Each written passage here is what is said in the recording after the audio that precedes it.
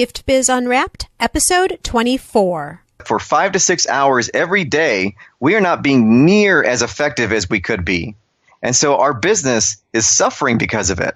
Hi, this is John Lee Dumas of Entrepreneur on Fire, and you're listening to Gift Biz Unwrapped. And now it's time to light it up. Welcome to Gift Biz Unwrapped, your source for industry-specific insights and advice to develop and grow your business. And now, here's your host, Sue Monheit. Hi there, I'm Sue, and welcome to the Gift Biz Unwrapped podcast. Whether you own a brick and mortar shop, sell online, or are just getting started, you'll discover new insight to gain traction and to grow your business. I am so pleased to have Carl Pilz join us today. Carl is a former member of the corporate world who allowed work and business to take over his life. So much so that he ballooned to 224 pounds with absolutely no energy left. He decided to dive into the nutrition world and committed himself to learning the truth, and I emphasize truth, about how our body works. After losing 53 pounds, Carl now helps others take a similar journey. He does this through his website, nutritiontotheedge.com, and the I'm Too Busy for Nutrition podcast. This is actually the second half of our interview with Carl. In the first part, which is episode 23, we talked about why sometimes we don't feel as good as we could and exactly how nutrition plays a huge role. We covered proteins, low and high fiber carbs, and what they do to our body after we eat them. I have to say, it was a pretty enlightening episode. And today we're going to talk about just what do we do about this situation and how can we eat so that we can gain the most energy and mental focus we can to grow our businesses. Welcome back to the show, Carl. Hi, Sue. Thanks so much for having me. Looking forward to it. Is there anything you'd like to add to your intro before we get started? Yeah, just my background, where I came from. I was an engineer by traditional schooling. I was an electrical engineer and got into technical sales. And just that corporate traveling, that lifestyle where you're taking customers out to dinner and out for drinks and trying to catch all the meals on the road, that was just, it was fun at first. But after a while, I blew up actually to 227 pounds, and I'm a 5'8" guy. And for a 5'8" guy, 227 is a hefty fella. Looking back, it's really incredible how much I weighed and how badly my health got out of control. It's amazing when I just started looking at this and took off down this road. It's really incredible how your life changes and how big a difference little changes make. Just when you start understanding how your body kind of as a system works. So we'll get into all that today. In the last episode, we left off with me challenging Carl about how do we change our eating habits and fit it into something that we can maintain for a lifetime. And that's where we're going to pick up right now. I don't see anybody going through life without a bit of cake on their birthday or low fiber carb foods from time to time. How do you manage that? I mean, how do you fit it into a lifestyle that you can do over time? In my podcast, every episode we talk about what I call the 80-20 rule of nutrition. And the 80-20 rule applies to everything, including how often you stick to a healthy eating plan. I love cheesecake. I love these ice cream sundaes with these brownies from this place down the street. They're unbelievable. And so my wife and I, we have a day to a day and a half every week, usually on Saturdays or whatnot, that we eat whatever we want. The important part is that the majority of time that you eat, you're eating in a way that is going to help you. But you can't deny yourself of anything. Have your cheat days and enjoy them. Really don't count calories on your cheat days. Definitely the 80-20 rule. I take a day to a day and a half and just eat whatever I want. Okay, I feel much better now. Thank you. No problem. So these blood sugar spikes, that was weight. That shows why this is devastating for our weight. But let's get back to energy and focus and productivity. When insulin comes out and removes all the excess sugar and dumps it into our cells, the kicker for our energy and focus levels is that insulin will also take those amino acids with it. Now let's shift back to protein real quick. When protein is digested, it gets broken down into amino acids, and those amino acids, a lot of them go up to our brain. Well, our brain has something called the blood-brain barrier. And that is kind of like a fine mesh screen where The amino acids get up to your brain, but it takes a while for them to sink in. It's like they're waiting in line to get into a club. They sit there and have to wait their turn. Back to carbs, if we have a blood sugar spike and then we have an insulin spike, and insulin is removing that extra sugar, if there are amino acids sitting outside of our brain waiting to get in, then insulin will also grab those amino acids, swipe them away from our brain, and dump those into our cells as well. Those amino acids will not get into our brain. Those brain chemicals don't get formed because your brain does not receive the raw materials. Even though we're eating them. They got hijacked. And so here's how it works in real life. We eat a steak. That should be great. That's a lot of protein and it's a lot of amino acids. It should make us feel great a little bit later. But with that steak, we eat mashed potatoes and a Coke. Now we're giving the protein, we're getting the amino acids, but we are also causing a blood sugar spike. So those amino acids that are going to our brain hoping to get in never get there. They get wasted. And so that is why it's so hard for most people to maintain their levels of energy and focus, because this is what they're doing to themselves. And really, let's talk about a time frame, because I said earlier that what you eat affects how you feel 20 minutes, half an hour down the road. When you eat these quick digesting carbs, they can get digested and spike your blood sugar in 20 minutes. 20 to 30 minutes is all it takes to get those amino acids away from your brain. Your brain needs a steady income supply of these amino acids to keep your energy and focus levels at a high level. If your brain is not receiving them for any reason, then your levels of these brain chemicals starts to deteriorate. And it deteriorates longer and longer over time. And so if you keep doing this to yourself, you will be fighting worse and worse symptoms of fatigue and brain fog and self-criticism and all this stuff. Self-criticism and optimism, that's all tied to serotonin. If you're preventing these brain chemicals from being formed, it's going to get worse and worse and worse. Because you're not rebuilding it. You're not rebuilding it. But what's the good news? Yes, give us some good news here. The good news is that since the turnaround time for this whole process is so quick, that means that if right now you go and construct a meal that is constructed properly, a half an hour later, you'll start building more and more brain chemicals. And then if you do it the next meal, you'll build more brain chemicals. And so you'll build your level of these brain chemicals back up higher to where they're supposed to be. You can start right now and start making yourself feel progressively better and better and better. And with one meal, wherever you are right now, you can double how good you feel in the next half an hour. Without question. And this is why, going back to your 80-20, why the 20%, if you want to go out and have something that doesn't follow these guidelines, isn't as detrimental, because you've started rebuilding already, and then there are a couple meals where maybe you've just leveled yourself off or pulled from the bucket a little bit, but then you go back on and just keep building back up. Yep, definitely. And here's the way it goes. I said 80-20 rule, and there are some days where me and my wife, some weeks where we'll take a day and a half and just do a lot of celebrating, and really maybe we'll go 2 days and eat whatever we want. But here's what you'll start to notice. When you start building your brain chemicals up, you'll start noticing how good you feel and how much you're able to get done, because now you don't need naps. Now you're not foggy. You feel so good about yourself and about what you're doing, and the quality of the work that you're putting out is so unbelievable. Do it the right way for a certain period of time and you'll feel amazing. Then you'll reward yourself and you'll go and eat a bunch of cake, and you'll notice that you don't feel as well. It won't be terrible, but you'll notice that you'll feel a little more sluggish. You won't be on your absolute A game. When you do this time after time, you go through a period where you're eating well and then you cheat, and you start to see how much it takes for you to cheat for it to have those symptoms come back and how bad you feel afterwards. That's when you start saying, it's not as worth it. Right. It's not worth what I'm giving up to get the flavor in my mouth that I've been craving for a long time. And so you'll still do it because it will never look unattractive to you. Never. I mean, this stuff looks fantastic. But what you'll learn is that you'll get to a point where you can say, yeah, I'd like to have it, but I have a lot going on right now and I cannot afford to not be on my A game. And you'll be okay with that decision because now you made the decision actively. Right. So that's where you get to. And when you get to that point, now you have control of everything.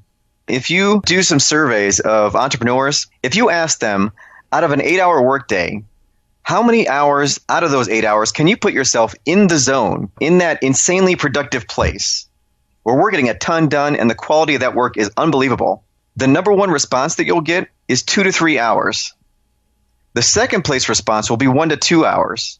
That is a big hole. That means that for 5 to 6 hours every day, we are not being near as effective as we could be. And so our business is suffering because of it. Right. I mean, the way I look at that is people are still putting in the time. If they could be more productive with their workday, they may be able to cut the workday a little shorter, have produced just as much, and have some more time for themselves. And this is what I try to find out for my customers. What's important to you? Is it getting more work done in a shorter amount of time so that you can get out of there and spend more time with your family? Or are you more interested in doubling and tripling your income? You're always going to put in 60 hours, but you want your income to grow steadily. Or is it that you want to build a more quality business? Let's say you're running a team. You have assistants that you're managing, employees. When your brain is functioning at a super level, then your direction will be clearer, your thoughts will be clearer, you will communicate your message to your employees a lot crisper. And so you'll be building a much more solid business. These are all things that I try to understand about my customers because what's important to them is really important to which direction I need to take them. Right. But all of these things, whatever is important to you, when you get on your A game and you do the things that will put you on your A game, the results that you want, you'll get them. And it's not that hard. I mean, just taking what we talked about today, if you remove those quick digesting carbs and switch all your carbs to slow digesting carbs, you can take that amount of time that you spend in the zone from 2 to 3 hours easily up to 6 to 7 hours. Easily. Let's sum all this up because we've talked about a lot of different things here. We've talked about raw materials and protein and quick digesting carbs and slow digesting carbs and all of that. If you were to sum it up into 3 things that people could do when they left the podcast today that will help them feel better and be more productive, what would they be? 1, 2, 3. Number 1 is definitely switch your quick digesting carbs to slow digesting carbs. Now, how do you do that? Considering we're very busy people. If you're going to the grocery store and you're buying food, and you're buying food out of boxes, you're buying some rice or some cereal or breads or whatever, how do you find the slow digesting carbs? It's actually very simple. Look at the food label for anything that you're about to buy. On the food label, there will be a line item for the amount of carbohydrates in grams per serving. There will also be a line item for the amount of fiber in grams per serving. You want a lot of fiber per a certain amount of carbohydrates. And the number that I tell people is you're looking for 3 grams of fiber per 20 grams of carbohydrates. If you have at least 3 grams of fiber per 20 grams of carbs, you can classify that as a slow carb. And that should not cause blood sugar spikes and it should not cause weight gain and all these energy and focus problems. Now, if you have less, if there are 2.9 grams of fiber per 20 grams of carbs, don't eat it. Don't buy it. That's a quick carb. It'll lead to blood sugar spikes and zap your energy and focus. So 3 grams of fiber is the magic number to 20 grams of carb. Yep, that really seems to be the magic number. Okay.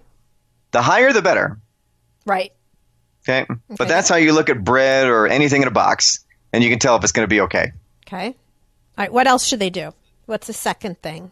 Number 2 is add protein to all your meals, every one of them. There's all kinds of online calculators. A lot of people say 1/2 gram of protein per pound of lean body mass. So if you're a semi-muscular person, you're not really overweight, and you weigh 150 pounds, that means 75 grams of protein a day. Divided by 3, that's 25 grams of protein per meal. I tend to go a little bit higher. For guys, probably you should be looking at 30 to 40 grams of protein per meal. If you're a smaller woman, like a 100-pound woman, probably 25 per meal is a pretty good number. That's about how much you should include at every meal. Per meal. Okay. That will give you enough of the amino acids to build the right amount of brain chemicals. And now you will not be sabotaging them. That leads us to the third thing. And this is something that we haven't really talked about, but it's a big deal. Adding healthy fats to every meal. And that's a whole other podcast on its own. That's actually, I did a whole podcast on appetite in episode 3 on my show. Our appetite is completely regulated by fat. And the reason that most people can't stick to a healthy eating initiative is because we're all told to eat low-fat diets. So we're eating dry salads, or we're eating steamed vegetables with nothing on them, or lean grilled chicken. We're being told to cut the fat, when fat is what controls the hormones that control our appetite. And that hormone is called leptin. A lot of us have heard of it. Leptin is caused to rise by eating fat, plain and simple. So if you want your appetite to be regulated, then you need to add fat. If your appetite is not regulated, if your leptin is not raised appropriately, that hormone, leptin, is so much stronger than anyone's willpower. So if all you have to fight your hunger is willpower, you will fail without question. So you need to add healthy fats in order to regulate that hormone. So give us some examples of healthy fats. Avocados, nuts, dairy. There's nothing wrong with dairy if your body can tolerate it. And some people have dairy sensitivities. But if you can tolerate dairy, then dairy is perfectly fine. And I'm talking about whole fat dairy. All the saturated fats from animals, government regulations are changing because of the research that's been coming out over the last 10 years that saturated fat and cholesterol are not bad for our heart at all. I personally eat a very high-fat diet because all this brain chemistry stuff, it actually accelerates the more you beef your fat intake up and the more you drop your carbs. But I went on a very high-fat diet of 70% of my calories are from fat, and I tracked my heart markers because I wanted to see what it would do. And the longer I stay on this type of diet, the lower my LDL goes, the higher my HDL comes up, the lower my triglycerides come down. I cut my triglycerides in over like 60% in the first year. Wow. And my testosterone came up because what a lot of people don't know is that testosterone is built directly from cholesterol. There is no other source. And also, vitamin D. We all know how important vitamin D is for us. Vitamin D doesn't magically come from the sun. What the sun does is cause a chemical reaction in our skin that changes cholesterol into vitamin D.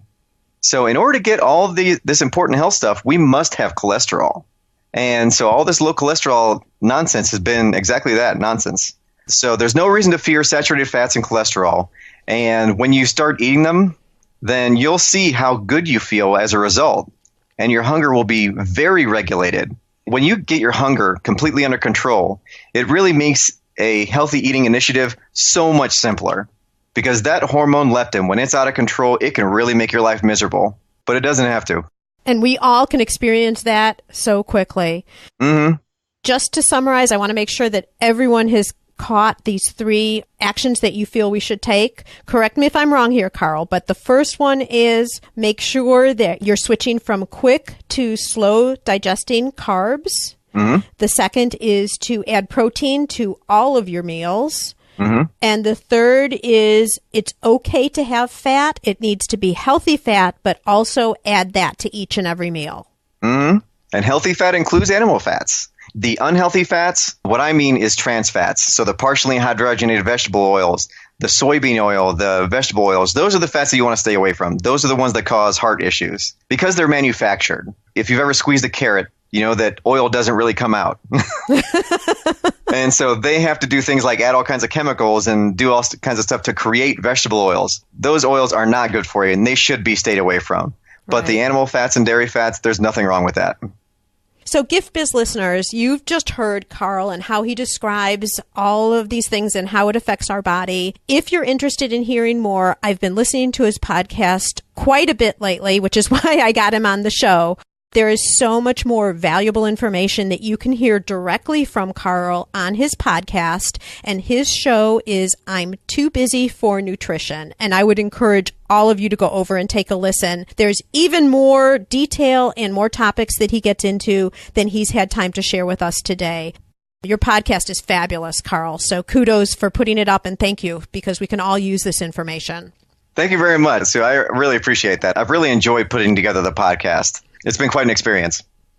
I know that. I feel the same way. Yeah, so, podcasting is interesting. It sure is. So we're going to roll over now into our reflection section.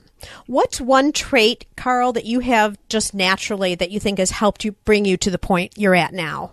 I really have learned to start to see failure as simply a lesson being learned, and that lesson will lead you to success. That's a really big mind shift that I think anybody who is an entrepreneur has to be able to have. Otherwise, you'll get so down that you'll want to quit. Yeah, I think this is a common theme from a lot of people that I've talked with on the podcast, because we have some idea that people who have been successful just happen to just jump in and everything they touch turns to gold. And you never hear the behind the scenes things about all of the struggles and where things did fail.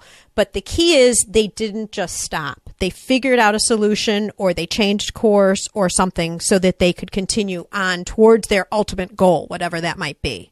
Absolutely. What tool do you use regularly to keep you productive or to help create balance in your life besides nutrition?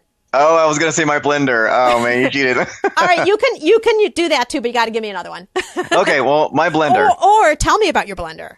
Okay, my blender, I actually use one of those NutriBullets. Those will pulverize anything into liquid. Sometimes I'll put broccoli and spinach into my shake, which you don't have to, but there's no flavor once you pulverize it so well. Most of the time for breakfast, I either do bacon and eggs, or I'll put together a 5-minute shake, which if you go to my homepage, you can get 6 breakfast smoothie recipes that taste amazing. They include everything that you need to really amp up your energy and focus. So my blender is one of them. For the other, I am actually a list person. For all the apps that I've tried out, and I've tried out things with like Evernote and stuff like that, and they work well, but I'm a list person. And so when I write things down and I slow my thought down enough to write something down and make myself a list of to-dos, that really is what anchors that in my mind and helps me remember it better. And it really helps me churn through my tasks a whole lot better.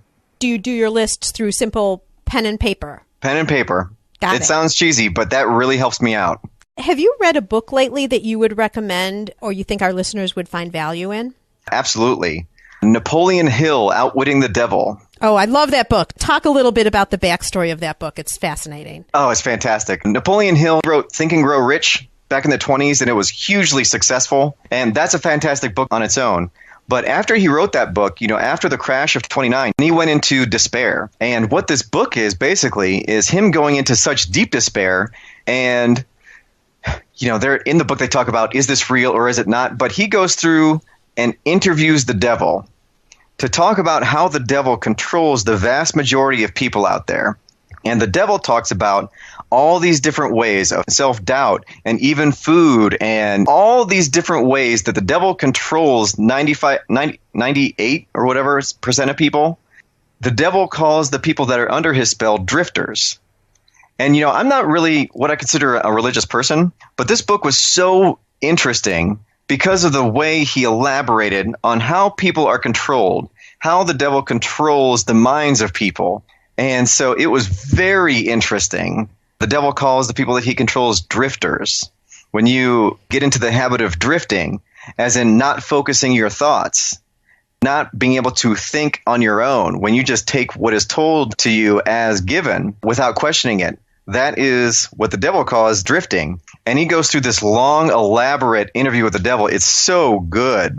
It's so interesting. And I believe also that this book wasn't published for years. The family would not allow it to be published until just recently. Hasn't it just come out within the last several years? I think it was 2011 when it came out, and the book was written back in the 1930s. Right. What makes it so crazy that first off it, hid for 70 years without being published, but the stuff that he was talking about back in the 30s, how applicable it is today, it really is freaky. It is. It's very freaky. I would recommend getting the audiobook because the guy that they got to do the voice of the devil is actually very good.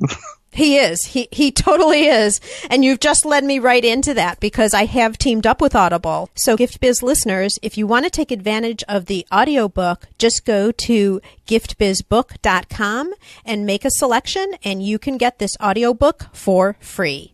Carl, our time is almost up here, but I'm not letting you leave without giving you a virtual gift. It's a magical box containing unlimited possibilities for your future. This is your dream or goal of almost unreachable heights that you would wish to obtain. Please accept this gift and open it in our presence. What is inside? What is inside is a world that has flipped its view of a healthy diet, and therefore everyone is thinking incredibly clear. Now, what this translates into is that everybody is thinking more rationally. Crime is down as a result. Disease is low because we're all getting healthier. And the world is full of people who have chosen to be happy. Everybody's looking for how to be happy. And happiness is a choice that you make every day. And when you're thinking clearly, it is a lot easier to make that choice. When we're not filling our brains with a bunch of garbage that is making it perform poorly, it is a lot more difficult to make that happiness choice. And so that's what I would like to see in that box. And I helped 100,000 of them to get there. There you go. You've got a marker in the sand, 100,000. Mm-hmm. Got it. That's what I would like to see. And all of us can help you, Carl. All of the listeners, too, can join in. Just share this information. Share Carl's contact information, which we're going to talk about in a second here. And let's all help him reach that 100,000. Thank you very much. So, and with that, how can our listeners get in touch with you after this show? Well, if you are on a computer, then my home on the internet is nutritiontotheedge.com. And if you are out and about, if you're out for a jog or you're in your car, then you can listen to my podcast. And that is the I'm Too Busy for Nutrition podcast. Either one. Gift Biz listeners, you also know you can jump over to our show notes page. We'll have all the links and a lot of this information in detail so that you can go back and review everything that's been said on the podcast today. So before you go, though, Carl, I have to congratulate you on your new baby boy, Blake. Blake is only 6 weeks old, and as many of you would have no need to know, we do these interviews over Skype, and I'm looking right now at Carl holding his little boy, Blake, because that's the picture that he has up on Skype, and he's absolutely adorable. Thank you so much. He's so cute. It's been so much fun. And thank you so much for the valuable gift of sharing all of this information about how our bodies work and how we can perform better simply by eating the correct foods. May your candle, Carl, always burn bright. Thank you very much, Sue. I had a great time being on here. Thanks for inviting me. Learn how to work smarter while developing and growing your business. Download our guide called 25 Free Tools to Enhance Your Business and Life. It's our gift to you and available at giftbizunwrapped.com/tools. Thanks for listening, and be sure to join us for the next episode. Would you like to be on the show? Or do you know someone who can provide valuable insight from their experiences? If so, we'd love to hear from you. All you need to do is submit a form for consideration. You can access the form at giftbizunwrapped.com/guest. That's giftbizunwrapped.com/GUEST. Today's show is sponsored by the Ribbon Print Company. Looking for a new income source for your gift business? Customization is more popular now than ever. Brand your products with your logo, or print a Happy Birthday Jessica ribbon to add to a gift right at checkout. It's all done right in your shop or craft studio in seconds. Check out the Ribbon Print Company